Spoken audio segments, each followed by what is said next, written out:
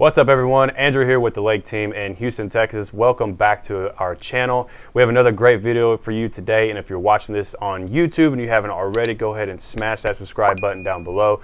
We do our best to produce the best real estate content to you guys each and every single week.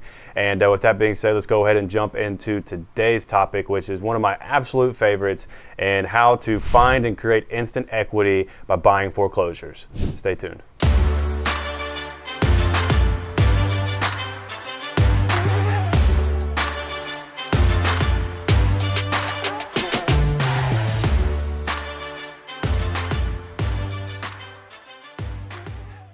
All right, welcome back.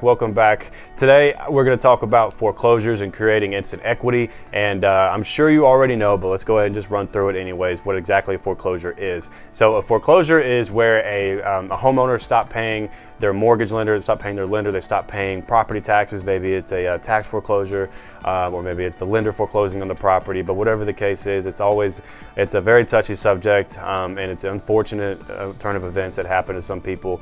But it's part of life, and it does happen. So if you ever found yourself in this situation, it's not fun, and it's not a good thing to be around, and it just overall sucks. But it does happen, and so if you're the buyer looking to purchase a foreclosure, this is a great video for you.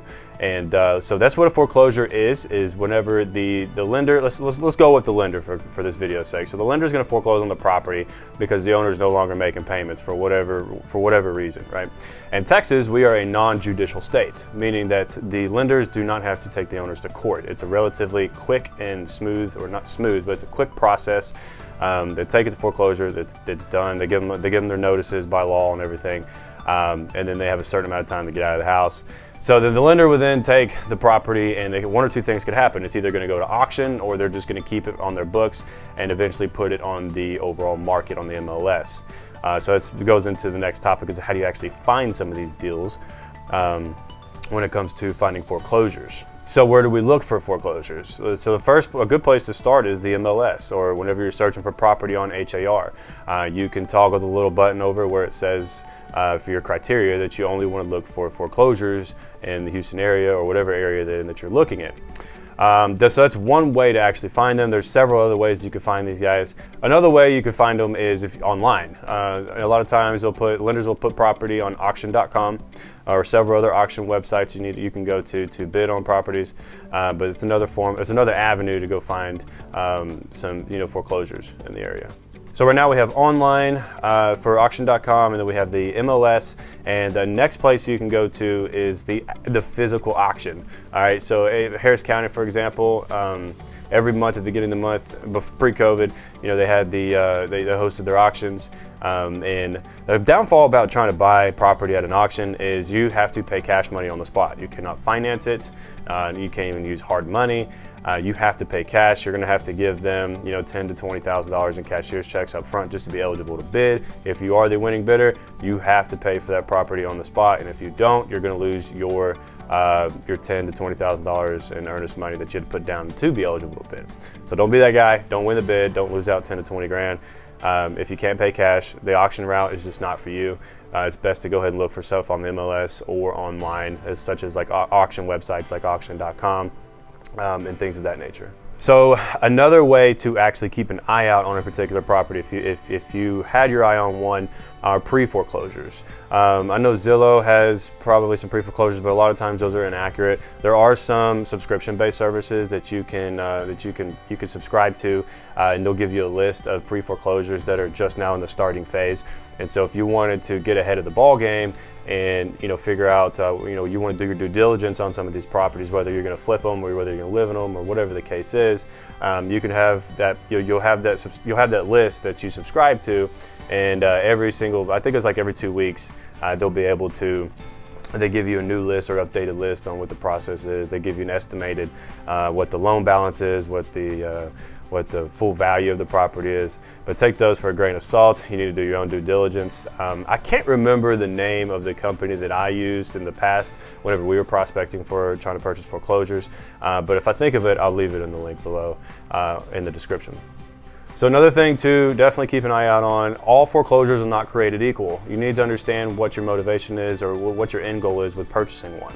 right? They're not all good deals. So if you're in it to flip a property, then you need to really dig deep and figure out what the repairs are going to cost, if there are any repairs, what you're buying it at, what your closing costs are, what your selling costs would be. You need to dig in and figure out all these holding costs, right? And so they're not all created equal for that, so you need to understand what you could potentially sell it for. Now, if you're a homeowner looking for a deal, maybe 20, 30K under market value, then those numbers really wouldn't matter to you too much, because you're gonna get a good deal, and you're not looking at it for the short term. You're looking for more of the long term, because this is something that you're going to want to live in. So your numbers are going to be drastically different from an investor's point of view. An investor's point of view have a long string of numbers that they have to, and their formulas that they have to plug into. And the numbers have to make sense for profitability wise, and what they're comfortable taking and what they're not comfortable taking. And one other thing, as a buyer, say if you are you're an investor or you're a buyer that's going to be a homeowner on the property, sometimes they charge the buyer a percentage, a buyer's fee. And sometimes that buyer fee could look, anywhere from 2 to 3%. So that's some things that some people don't really consider. It's not too terribly common, but I do see it quite a bit actually. When we're looking for foreclosures, is they pass a buyer's fee over to you, the purchaser, and that you're responsible for paying. So if it's 3% on a $200,000 house, that's $6,000 that you're going to have to pay for just in that fee, not alone, in addition to all of the closing costs and down payments and everything else that you're going to have to come up with on a typical basis. All right, so I just said the word REO, and then we just talked about auctions. So let's go over some pros and cons with both of those guys. All right, so REO stands for real estate owned. So the bank now owns this property. The bank they hold the property on their books, and they are going to put it on the MLS, or they're going to put it somewhere else, for an auction.com or whatever the case is. But let's say, for example, for this video, they're going to put it on the MLS. Now, as an REO, you do have some ability to negotiate, depending on the circumstances, depending on market conditions. You might have some ability to negotiate with them, and then you could buy it straight off the MLS. And it's probably not as competitive depending on the price range. Some of them are extremely competitive, but depending on the price range, it may not be that competitive versus, say, an auction where you're getting into a bidding war, a physical bidding war on the spot, just to be able to get the property from there. So they do have both their pros and cons when it comes to finding an REO that's on the MLS versus going to an auction. We just talked about an auction a second ago.